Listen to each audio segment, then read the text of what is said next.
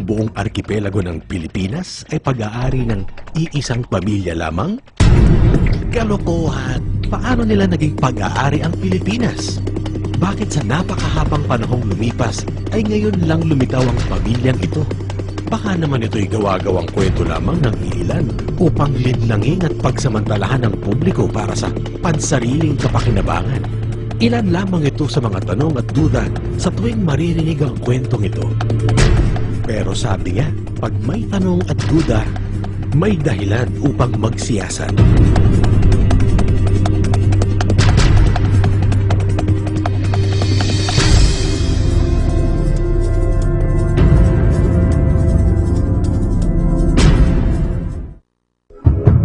Ang buong arkipelago ng Pilipinas bilang pagmamay-ari ng isang pamilya ay masasabing hindi kapani-paniwala. Hindi talaga kapani-paniwala. Pero ito ay may katotohanan. Sa katunayan, ang kwentong ito ay suportado ng mga sumusunod na katibayan. Titulo, Desisyon ng Korte, Writs of Execution, Sheriff's Return, anotasyon sa likod ng mga titulo, sertipikasyon ng mga opisyal ng gobyerno na nagpapatunay na ang mga titulo ay hindi peke. Ang 21 volume ng mga dokumentaryong ito ng korte na nagpatibay sa kwento ay hindi maaaring palsipikahin. Pinatotohanan pa ito ng ilan sa mga dating Solicitor General at kinalaunan naging mga maestrado ng Korte Suprema na sina Felix Macasyar, Antonio Barredo at Hugo Gutierrez. Naging tagapagtanggol naman ng pamilya ang ilan sa mga tanyag na abogado sa kasaysayan ng Pilipinas tulad nila dating Presidente Ferdinand V. Marcos, dating Senador Lorenzo Tanyada, Claro M. Recto, Jose Diokno, Emmanuel Pelaez, Jose Yulo Sr., Virgilio Papa. Sa kasalukuyan, ang tagapagtanggol ng mga Talyano ay si Attorney Homobono Adaza. Ang mga nabanggit ay kilalang mga respetado at mahuhusay sa larangan ng abogasiya sa bansa na hindi basta-basta naniniwala ng walang batayan. Maaaring ang kwentong ito ay babago sa takbo ng kasaysayan na nakatala sa mga libro kung saan namamayani ang bersyon na tayo ay nadiskubre lamang ng mga dayuhan. Subalit naririto na sa buong kapuluan ang ating mga ninuno bago pa man dumaong sa mga dalampasigan nito ang mga dayuhang mananakop. At sila ay pinamuluan ng isang pamilya na ngayon ay sinasabing may-ari ng Pilipinas. Sila ang mga angkan ng Cagayan Talyano. Nakasalukuyang kinakatawan ng tagapamanang si Prince Julian Morden Talyano. Pero teka, papaano ba nagsimula ang kwentong ito?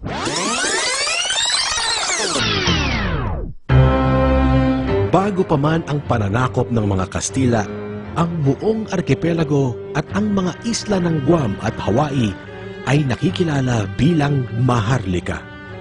Ang Maharlika ay isang kaharian sa ilalim ng angkan ng Cagayan Talyano mula ika-9 na siglo hanggang ika-15 siglo. Isa sa mga hari ng Maharlika ay si Haring Luisong Cagayan Talyano, ama ni Raha Lapu-Lapu at Raha Soliman. Tulad ng iba pang kaharian, ang mga lupain ng mga hari at pamilya nito ay pinapasa at pinamamahagi sa mga kasunod na henerasyon ng kanilang angkan. Ganito ang nangyari sa buong arkipelago. Nang sakupin ng mga Kastila ang arkipelago, naging malawakan ang pangangamkam ng lupa kasabay ang pagpataw ng mataas na buwis. Dahil dito, ang mga tagapamana ni Haring Luisong Cagayan Talyano ay umapila sa reyna ng Espanya laban sa pangangabuso ng mga Kastila. Bilang tugon, iniutos ni King Philip na ibalik ang pag-aari ng buong arkipelago sa angkan ng Cagayan Talyano.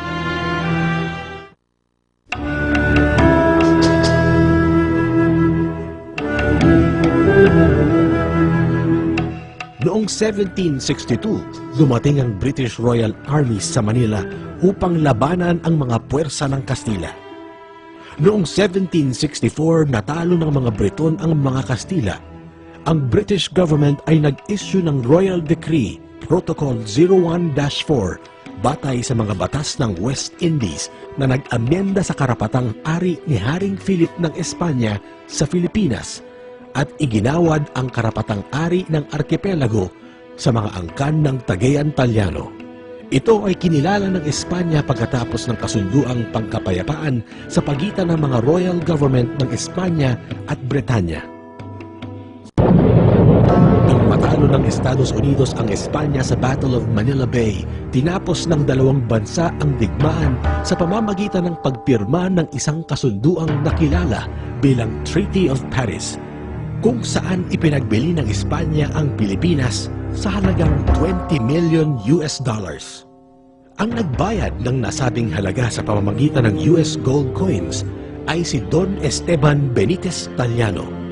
Ang Oficiana de Cabildo ay kinilala at pinagtibay ang Royal Decree Protocol 01-4 at nirehistro bilang titulo de compra pabor kay Prince Lacan Acuña Ulrihal Bolquia, Tagayan Talyano. Si Don Esteban Benitez Talyano ay lolo sa tuhod ni Prince Julian Morden Talyano.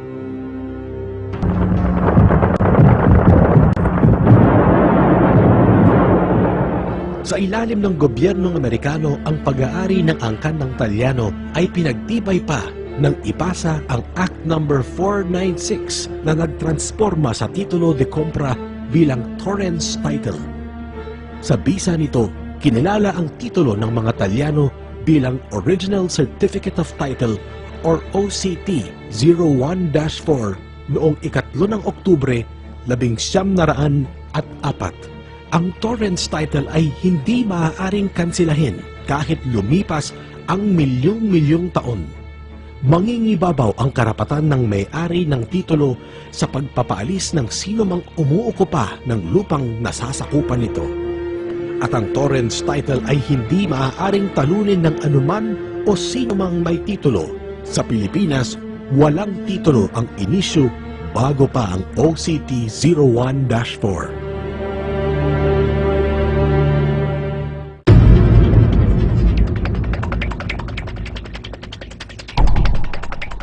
Ang lupa ang isa sa pinakamahalagang kayamanan ng tao. Pero ito ay higit pa sa kayamanan. Ang lupa ay buhay. Kaya naman hindi na mabilang ang mga nagbuwis ng buhay laban sa iilang umaangkin ng lupa na kung tutuusin ay hindi naman kanila. Pero ilang buhay pa ang kailangang mawala. Ang kwento ng mga Talyano ay kwento ng Pilipinas. Kwento ng mga nakararaming Pilipinong nawalan ng karapatan sa lupa sa sarili nitong bayan. Ipinagtatanggol ng mga Talyano hindi para sa sariling interes lamang. Ang hinahangad ng pamilya ay maibalik ang lupain ng Pilipinas para sa kapakinabangan ng mayoryang Filipino.